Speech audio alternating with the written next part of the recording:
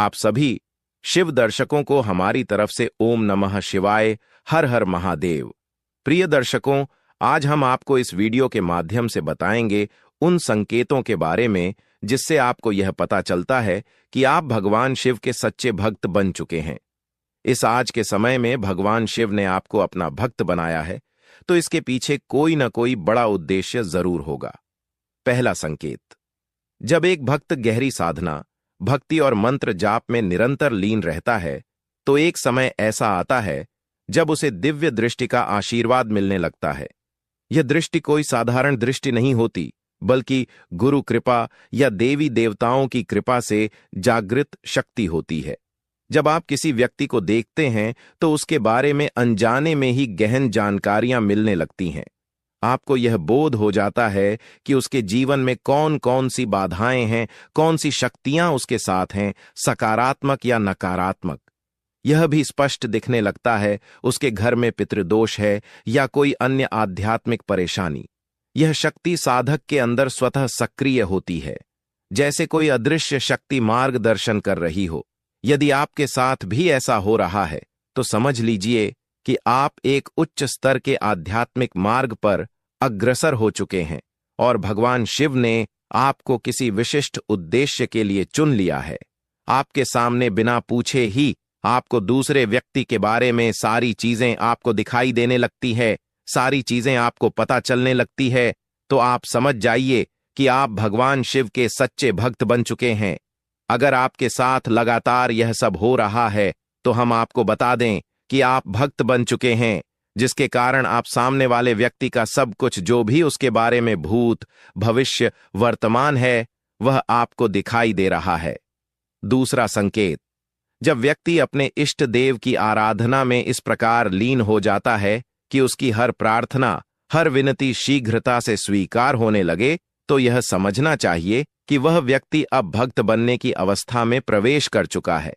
यह स्थिति तब आती है जब साधक अपने जप, तप, साधना, मंत्र जाप और भक्ति के माध्यम से देवताओं की कृपा प्राप्त कर लेता है।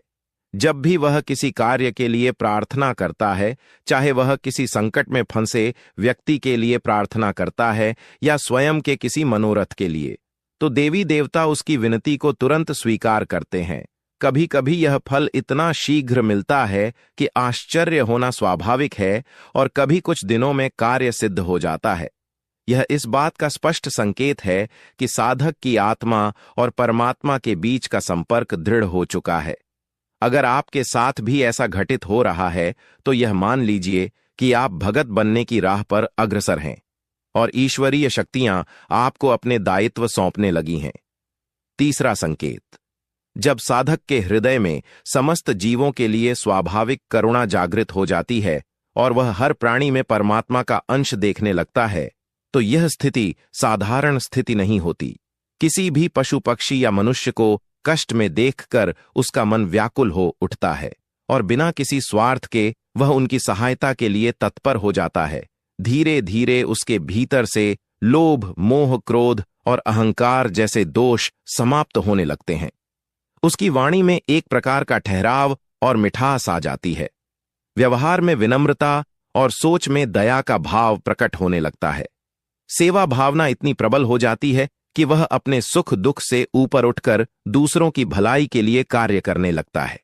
जब साधक की यह अवस्था बन जाए तो समझ लीजिए कि उसे भगत बनने का आशीर्वाद मिल चुका है।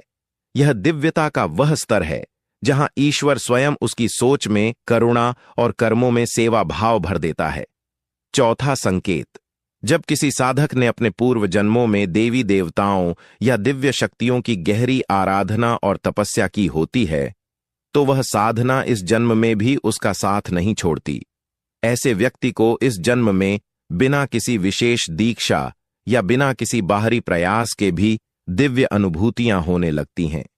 वह बिना सवारी बुलाए भी देवी देवताओं से संपर्क स्थापित कर लेता है, उनसे प्रश्न कर सकता है और उत्तर प्राप्त कर सकता है।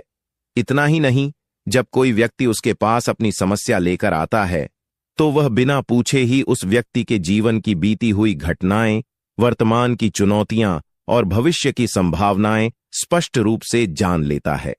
यह क्षमता साधारण नहीं होती, यह उस साधक की पुरानी तपस्या का ही प्रतिफल है। यदि आपके साथ भी ऐसा होने लगा है कि आप बिना किसी बाहरी संकेत के किसी के जीवन के रहस्य जान पा रहे हैं, तो समझ लीजिए कि आप भक्त बनने की अवस्था में प्रवेश कर चुके हैं और आपकी आत्मा पूर्व जन्म की साधना के माध्यम से इस जीवन में भी जागृत हो चुकी है। पांचवा संकेत। जब किसी साधक के भीतर दिव्य शक्तियां जागृत हो जाती हैं तो उसके पास अपार सामर्थ्य आ जाता है। वह चाहे तो किसी का भला कर सकता है या फिर गलत दिशा में चलकर किसी का अहित भी कर सकता है। लेकिन जो सच्चा भक्त होता है वह अपने मन की दुर्बलताओं जैसे क्रोध, अहंकार या बदले की भावना को साध लेता है। जब उसके सामने कोई ऐसा अवसर आता है कि कोई उसे अपमानित कर दे या कष्ट पहुंचाए, फिर भी वह अपनी सिद्धियों का दुरुपयोग नहीं करता। वह यह भली भांति जानता है कि सच्ची भक्ति का अर्थ केवल पूजा पाठ ही नहीं, बल्कि अपने विचारों और शक्तियों की पवित्रता बनाए रखना है। ऐसा भक्त अपनी शक्तियों का प्रयोग केवल दूसरों की सहायता के लिए करता है, कभी किसी के अहित के लिए नहीं। वह यह भी समझता है कि यदि वह अन्याय सह भी रहा है तो दिव्य शक्तियां स्वयं उसके न्याय का प्रबंध करेंगी। जब आपकी सोच इतनी निर्मल हो जाए कि आपके पास शक्ति होते हुए भी आप किसी का बुरा न सोच सकें, तब निसंदेह आप सच्चे भक्त के मार्ग पर अग्रसर हो चुके हैं। छठा संकेत। जब कोई साधक अपनी साधना में इतना प्रगाढ़ हो जाता है कि उसके द्वारा किए गए मंत्र उच्चारण या उसके पवित्र स्पर्श मात्र से किसी भी पीड़ित व्यक्ति को तुरंत राहत मिलने लगे, तो यह एक गहरा संकेत होता है कि दिव्य शक्तियां अब उसके माध्यम से कार्य कर रही हैं।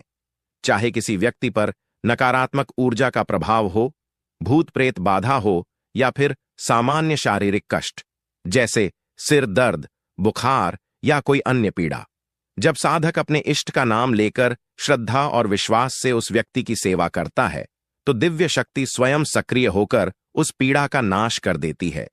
यह कोई साधारण योग्यता नहीं होती, बल्कि यह सिद्ध करता है कि साधक अब भगत के पथ पर अग्रसर हो चुका है।